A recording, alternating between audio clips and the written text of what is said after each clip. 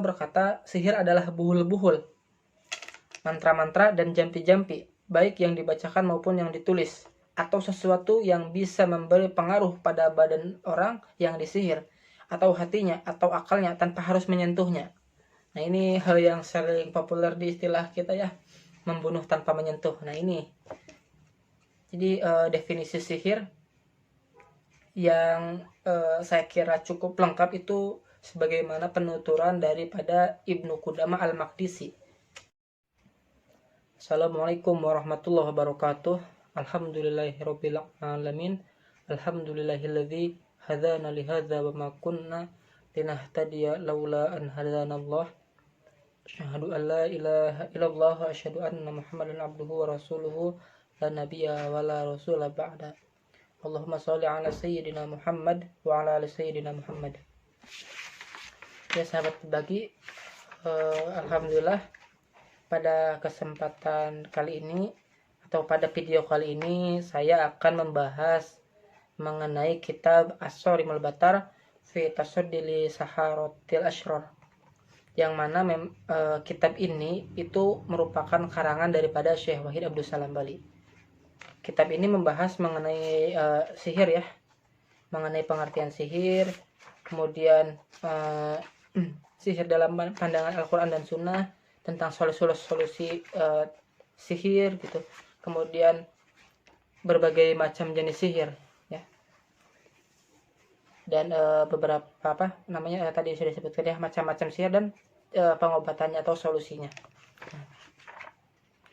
Baik, untuk mempersingkat waktu, langsung saja pada pembahasan mengenai sihir menurut bahasa. Al-Laits berkata, sihir adalah suatu perbuatan untuk mendekatkan diri kepada setan dengan pertolongan darinya. Sedangkan menurut Al-Azhari berkata, arti kata sihir adalah memalingkan sesuatu dari hakikat yang sebenarnya. Seperti itu. Sedangkan menurut Ibnu Mandur berkata, seakan-akan tukang sihir tersebut menampakkan sesuatu yang batil dalam bentuk yang benar dan membayangkan sesuatu tidak menurut hakikat yang sebenarnya. Penyihir tersebut telah menyihir sesuatu dari aslinya, berarti ia telah membalikkan bentuk yang sebenarnya kepada bentuk yang lain. Ini bisa dilihat di kitab Lisanul Arab terbitan Sodir Beirut ya, juz 4 halaman 348. Sedangkan Syamir meriwayatkan dari Ibnu Aisyah, ia berkata, orang Arab menamakan sihir itu sihir karena ia mengubah sehat menjadi sakit. Sedangkan menurut Ibnu Faris mendefinisikan sihir seraya berkata, suatu kaum mengatakan sihir adalah menampakkan sesuatu yang batil dalam bentuk kebenaran. Gitu ya. Bahkan di dalam Al-Mu'jamul Wasit disebutkan sihir adalah sesuatu yang sangat lembut dan halus pengambilannya. Dalam Muhitul Muhit disebutkan sihir adalah menampakkan sesuatu dalam bentuk yang paling indah hingga mempesona. Nah, seperti itu ya. Itu sihir secara bahasa. Sedangkan menurut istilah syar'i, sihir yaitu sebagaimana yang dikatakan oleh Fakhruddin Ar-Razi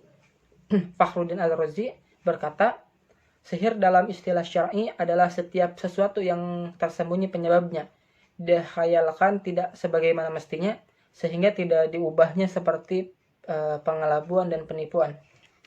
Ini bisa dilihat di Al-Misbahul Munir, terbitan Beirut ya, halaman 268.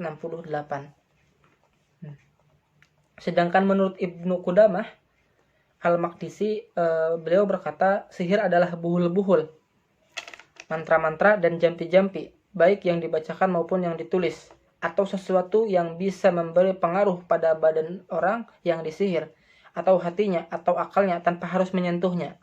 Nah, ini hal yang sering populer di istilah kita ya, membunuh tanpa menyentuh. Nah, ini. Jadi definisi sihir yang saya kira cukup lengkap itu sebagaimana penuturan daripada Ibnu Qudamah Al-Maqdisi. Dari sudah terhimpun ya sebagian pengertiannya. Sihir adalah sesuatu yang memiliki hakikat dan benar-benar terjadi Di antaranya ada yang mengakibatkan kematian, sakit, seorang suami tidak bisa menggauli istrinya, perceraian antara suami istri, menimbulkan kebencian, atau rasa cinta antara dua orang. Nah, antara rasa cinta dua orang. Nah, ini pelet ya. Pelet sihir pemikat. Mungkin di kita ada banyak hal ya. Misalkan jenis pelet semar mesem, semar mendem yang seperti itu. Nah, itu menggunakan sihir, teman-teman. Menggunakan sihir. Bahkan sihir yang dibuat untuk perceraian antara suami istri, antara pasangan suami istri. Nah, ini paling banyak sering terjadi dan disebutkan juga di dalam Al-Quran ya, sihir tentang perceraian suami istri juga.